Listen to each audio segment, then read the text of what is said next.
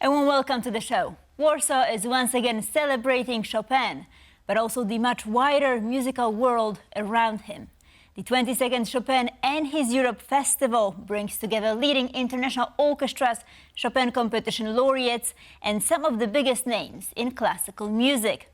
So what makes this year's edition stand out? To discuss, we're joined by Aleksander Laskowski, the spokesperson for the National Frédéric Chopin Institute. Hello and welcome, sir. Delighted to have you with us. Thank you for having me. So this is already the 22nd edition of the festival. What makes this festival different from other similar events devoted to Chopin? Well, I would think that it makes it different from many other festivals devoted to classical music in general. Well, I think the fact that it is in Warsaw, that is Chopin's hometown. Very often people associate him with Paris, but these are his later years. We are the 21st years of Chopin's life when he was very youthful, healthy and happy. And also we proudly think that Warsaw, every 5 years, is the world capital of the piano, especially for the young fans. We host the Piano Olympics for the world. That is the Chopin Competition, which will celebrate its 100th anniversary next year. We had the last edition last year, and we have some of the laureates performing in this festival to a sold-out hall. So this really makes us stand out. We are always sold out, we have a young audience, and we have young performers. So I proudly believe that Warsaw is very much the future of classical music, and we can compare with any city in the world. By all means. So as you've mentioned, the festival features Chopin Competition laureates, including Eric Liu, Kevin Chen, Bruce Liu as well. So does this festival help these young musicians transition from piano competitions to performing as a musician during events like this? I think the night we announced the results of the competition, a new star is born. And that happened with Bruce Liu, that happened with Eric Liu, that happened with Marta Argerich decades ago. But, you know, we want continuity. And what this festival is really about is continuity. We have different program threads in the festival, if you like. So we have so-called historically informed performance practice that is playing on the instruments which were used in Chopin's lifetime, or they are very good replicas, modern replicas. But we also have the Chopin Competition laureates, then we have some chamber music. We do a lot to promote Polish repertoire outside of Chopin, whether it would be Felix Janiewicz, so Chopin's contemporary, or just contemporary Polish music like Krzysztof Penderecki, whose music we just heard yesterday at the opening of the festival. It is important to us to show that we have a very rich classical music tradition in Warsaw and in Poland in general. So let's explore these period instruments a little bit further. What do they offer when it comes to Chopin music that modern pianos do not? You know, there are many lovers of old cars around the world. And if you ask them what's different between, say, Formula One car racing and historic cars presented on Lake Como or wherever it is popular to have events of that sort, it's a different tone, a different quality, a different speed, a different soundscape, a different sensibility.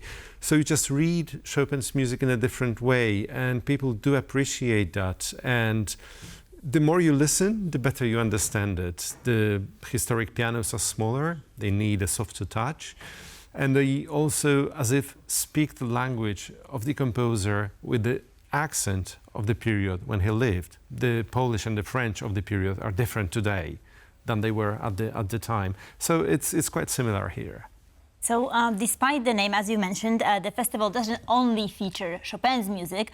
We also hear Szymanowski, Bacewicz, Penderecki. So why is it important to place Chopin in this context, wider context of European music? Well, I think if you look at the reception of music, it's interesting to see how Chopin was influenced by other composers. That would be Johann Sebastian Bach and Wolfgang Amadeus Mozart, but also Ludwig van Beethoven, most of all. But also how he was an influence on many composers, later composers like, say, French, late 19th century, great creators of music. But also it's a bit like, you know, if you put two ties next to each other, their colors seem different than when you just look at a single one. So we create a new context, we look for new aspects, new resonances in this music. Also, we bring in new personalities. We tempt great pianists who never performed Chopin's music to do that. And I think that's just fantastic. By all means. Now you've mentioned other lesser-known composers, and there's music by Chopin's own pupil, Karol Mikuli. Can you tell us more about him? Well, he was one of the many students that Frédéric Chopin had. The other famous one would be Karl Filch. And they are somehow in a shadow of this great giant that Frédéric Chopin was. But it's great to discover their music, the way they, I think, paid a homage to Frédéric Chopin as a great creator with what they did. And with their lives, they kind of established the tradition. Because when Chopin was alive, he was just a living legend. But to perpetuate the tradition, you need the followers. And we are exploring now what the followers did to understand the legend better. Now we've spoken to many artists, pianists here on the show, and I've often asked them what has made Chopin's music so special. And of course there were different answers, but what would be your answer? What makes Chopin so special? I think, and I've been asked that question many times all over the world, really, and I've thought about it quite a lot. And I do believe that the special quality is that he created a kind of lingua franca of human emotions that can speak to any soul on this planet directly. The moment you hear Chopin's music, it goes directly to your heart. No matter what your background, no matter how interested you are in piano music and classical music, and how connected you are to Chopin's Polish roots, and his music is very much rooted in the folk idiom of Poland. So that's the lingua franca that we proudly have, that sprang from Poland and is really appreciated and admired all over the world. And is it potentially a problem that many people around the world still associate Chopin with France rather than Poland, and what can be done about it? Well, I don't think it's a problem anymore. Actually, we had a press conference today with a French pianist who said, you know, we French, we are the world masters in chauvinism, and we think he was French. Said, but his music is so very Polish. His father was French, and he spent half of his life in France. Fine, but he considered himself a Pole, and his music is very Polish. And I think that's very much a question of the past. Today, when people clearly see Warsaw as his town, Żelazowa Wola as his birthplace, and Paris as his second home in exile, there is no debate about it. And the minute you hear a Polonaise, how many French Polonaises do you know? How many French mazurkas do you know? There are some, actually, but the one that Chopin composed are so very much Polish that there is no discussion at all. So Chopin is one of the most performed composers in the world. Do you think there's still room to discover something new about his music? Every performance brings in something new, and you know, classical music is great because it lets you get closer to a genius and relieve it every time you go to a concert hall. And I'm not sure it's always to discover something new in the music. Very often it's something new in yourself, because this very emotional, very beautifully and very intelligently written music has the potential to bring out what's best in a human being. And that's a bit religious, really, the way you approach this music, and having the opportunity to listen to someone new performing this music and opening their hearts to you is always very, very moving, and it's always a bit of a revelation for me personally as well. That's why I never get bored with Chopin's music. So can you tell us a little bit more about how was it to work on this event, to put it together, attract such big names as the Pittsburgh Orchestra? A little bit more about how was it behind the scenes? Well, behind the scenes, well, there is no secret. There is just hard work, you know. It's the 22nd edition of the festival, and people often think, okay, you have the Chopin competition 3 weeks in October every 5 years. Not much to do. Not true. We keep working, and it's about human relations. You have to know people, you have to convince them. And if you have a budget, you can pretty much today invite anyone you want to, but to convince them to perform Polish music, to bring something extra to their visit to Poland, is really not that easy. And I think the work that our artistic director Stanisław Leszczyński does in maintaining contacts and inspiring people to look for new Polish things in their repertoires, that is something that makes this festival stand out as well. So we not only have great names from the world, and I say that in inverted commas, we polish them in a way. But this year features really big names. So can you tell us more about those performers? Well, beginning with Orchestre Symphonique de Montréal from Canada, which is one of the great orchestras in the world. They did so very well at the opening. It's great to have them.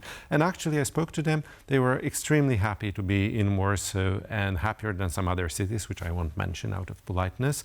Then we have the Pittsburgh Symphony Orchestra with the great conductor Manfred Honeck, and they play Szymanowski in their program. And that's one of the legendary orchestras. So we are expecting riots in front of the hall because it's sold out and so many people want to get in.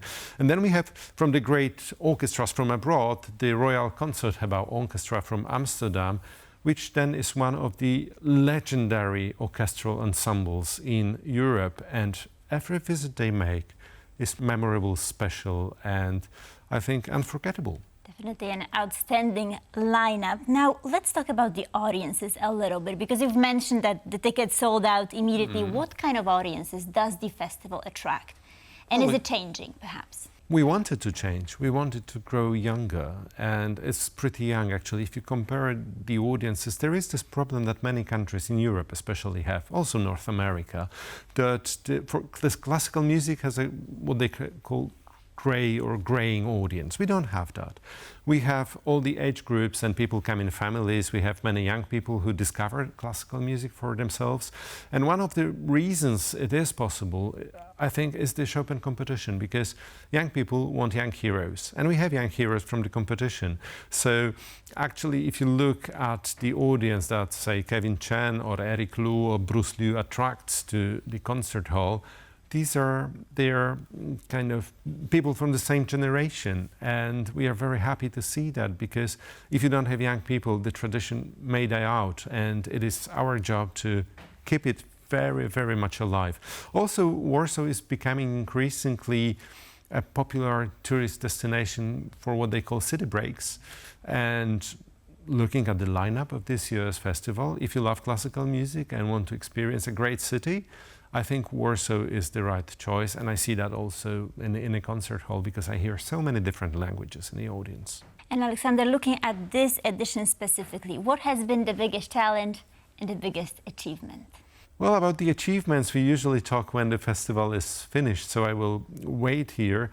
But the challenge for us as people who work with the competition is always the same. It begins about the middle of August, which means our holidays are busier than for most other people. So we keep working all the summer. So Chopin has been perceived as this towering figure in music. But do you think that festivals like this one make him a part of a contemporary conversation? Very much so. I mean, it's relevant in a sense, you know? He is relevant. Why do so many young Asians devote their lives to his music? Why do so many Europeans and Americans do that?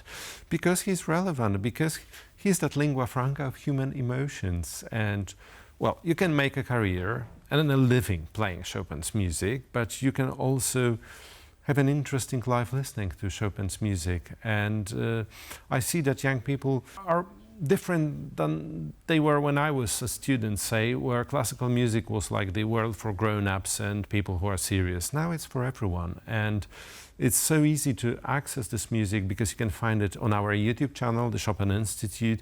It's on all over the streaming services, and then I think this very special sportive quality that the Chopin competition brings in to the world of classical music also makes it attractive in a different way. We had a wonderful documentary about the competition called The Pianoforte, which also brought in new people, because you very often get involved in things when you go to cinema and like something. So the movies were very, very, very helpful. And social media. What is different today is that people make selfies with the images of Chopin and put that online, which means they want to be with him, which makes it relevant. Alexander Laskowski, National Chopin Institute, thank you so very much for joining us. Much appreciated. Thank you.